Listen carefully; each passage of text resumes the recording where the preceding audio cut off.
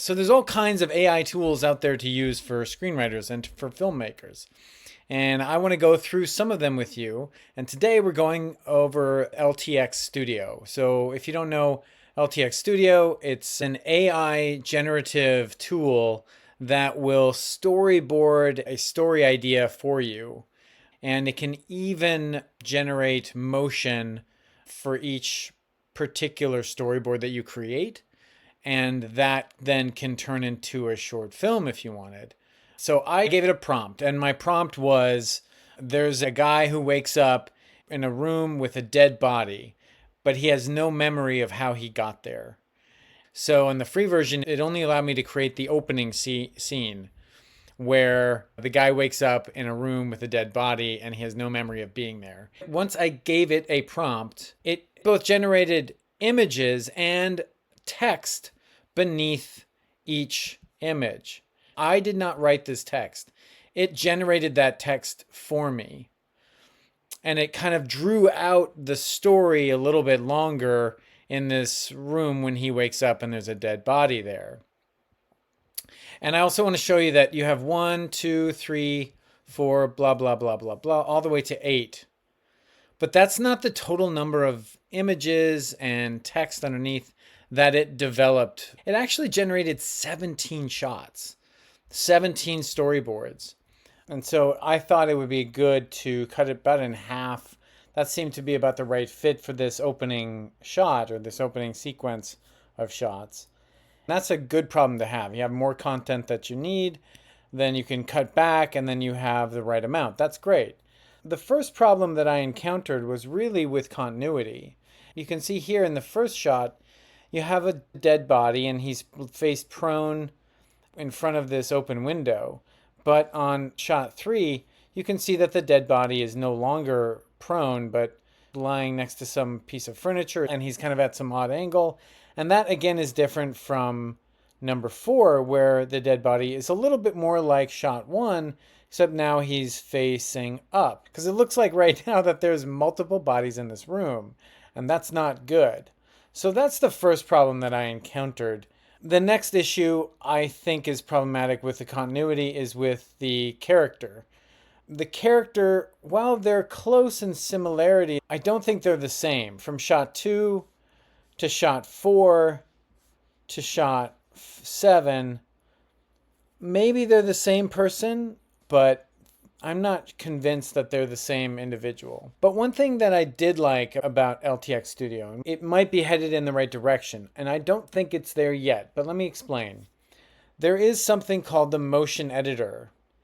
Now, with the free version, there's not a lot of opportunity to explore this tool because it just burns through your credits that you need to use it properly.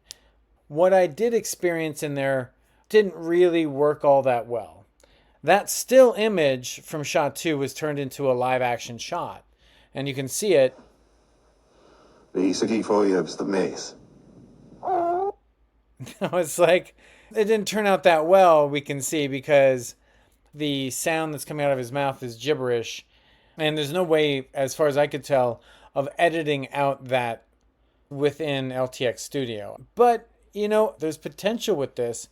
If you don't think about him speaking there and it's just look at what he's doing, it's an okay shot, right? It's him lying on the floor. He's looking at something super intense and the camera pushes in on his face really quickly to a close-up.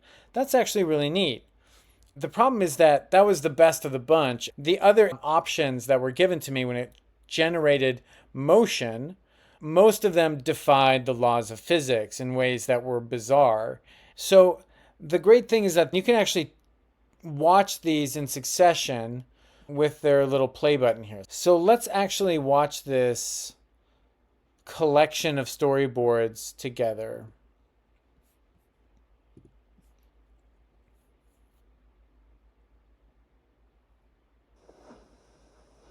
The maze.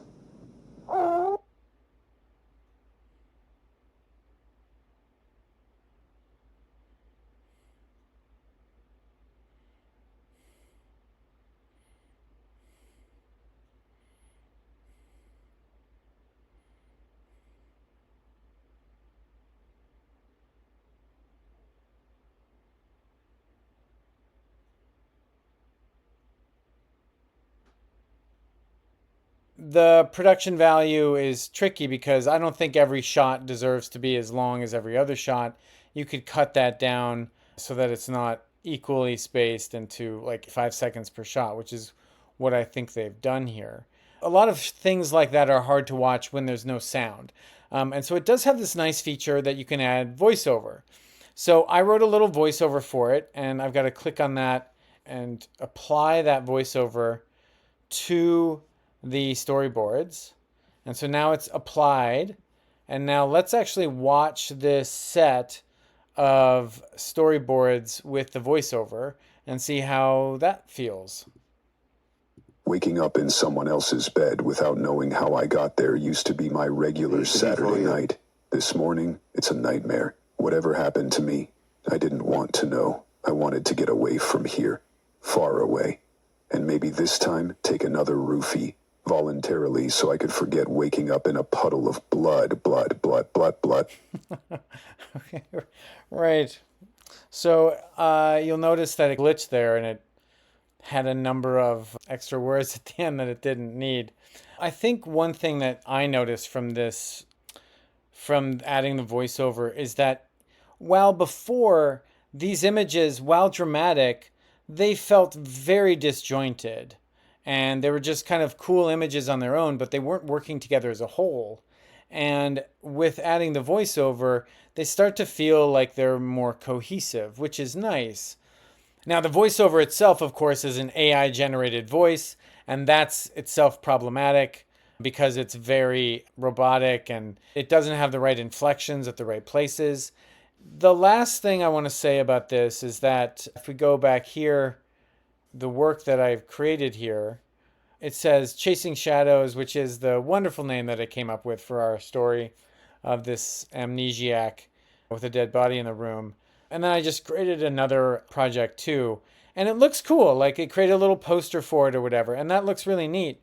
But the problem, of course, is that the posters look almost identical. Like you have two people walking down a wet street towards the camera.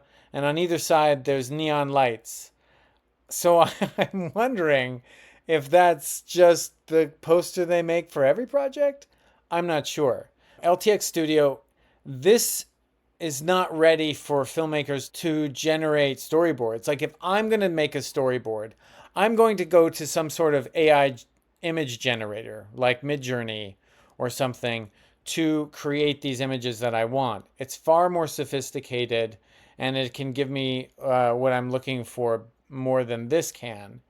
But the one thing I will say about LTX Studio, if they can get the motion generation right, which is to say if they can fix the physics problems in their images so that that physics is actually grounded in reality and that there's continuity between shots, i.e. that the main character looks like the main character in subsequent shots. Once those are fixed, LTX Studio could become an important tool for filmmakers to actually make their content. Those are huge leaps, but once that happens, watch out. That could be a big deal.